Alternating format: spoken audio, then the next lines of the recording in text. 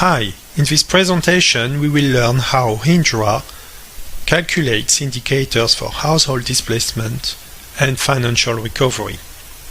For more information, please consult the Coastal Risk Assessment Framework Guidance document available on the RISC-KIt website.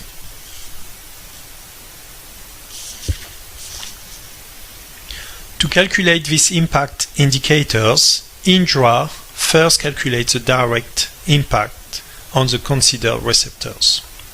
This is not covered in this video, and you will need to look at the other video on the direct impact calculation to know more about this process. We'll first discuss how household displacement indicator is calculated within INDRA. The duration of household displacement is linked to the level of direct impact, but not only.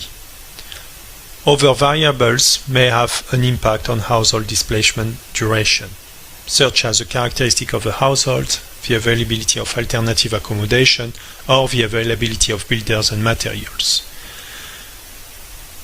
You could gain information on this displacement duration from a variety of sources, such as research projects or post-survey data or reports, as well as from stakeholders and end-user input. The objective here is to associate a representative displacement score for each direct impact level. Within the model, we are considering 5 displacement scores, from 1 to 5. A score of 1 indicates that the households are not displaced or for a very short period of time. A score of 5 indicates that households never return to the original property, and therefore the displacement is considered as severe and permanent. So how do we link direct impact and household displacement score? To do so, you need to estimate the proportion of households experimenting different duration of displacement for the same level of impact. So as you can see on this table here, for a high level of impact, we are able to distribute a proportion of households that have been not displaced to long-lasting displaced.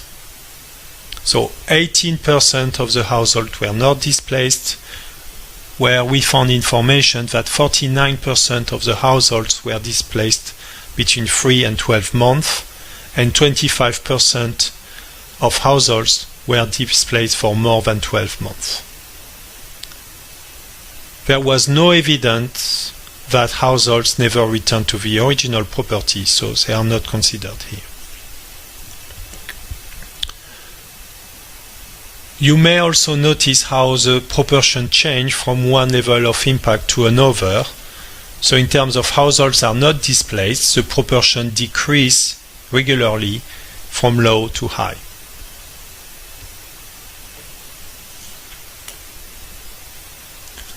The information is then combined for the different level of impact by calculating the average weighted score using the score value and the distribution value. So for high impact, we obtained a score of 2.62. And overall, the household displacement scores for the area is 0.28 if you have a low impact, 194 if you have a medium impact, and 2.62 if you have a high impact. The very high impact level is not considered for this specific impact.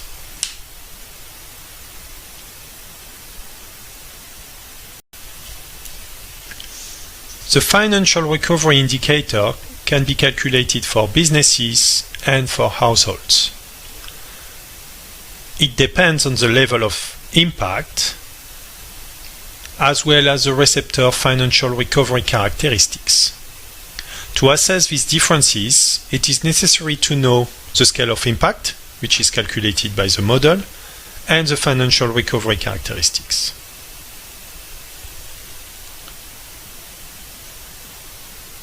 In order to obtain again a score, a degree of financial recovery, score from 1 to 5, with 1 indicating a full financial recovery and 5 a very low financial recovery, such as the households will suffer major and permanent change to their way of life. So how do we link direct impact and financial recovery score? To do so, you will have to use the financial recovery score matrices provided within the coastal library. They've been produced for business and household property types and for different hazard types. The matrices provide the financial recovery scores for the different level of impact and for different recovery schemes.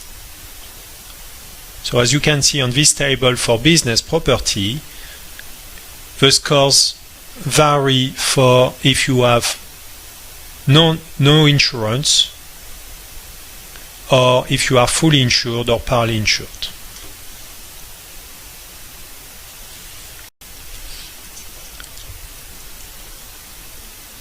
You need then to distribute the considered group of properties, businesses or household, within an area for the different financial recovery mechanism schemes. This distribution should be based on existing surveys or insurance industry information, information from past events, or expert knowledge.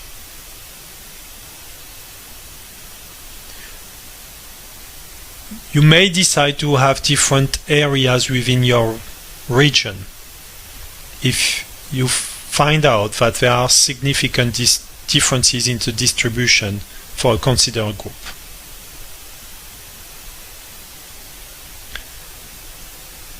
If there is little data available, you may want to take a broad brush and pragmatic approach and limit to 2 categories: no insurance or fully insured, or the presence of compensation.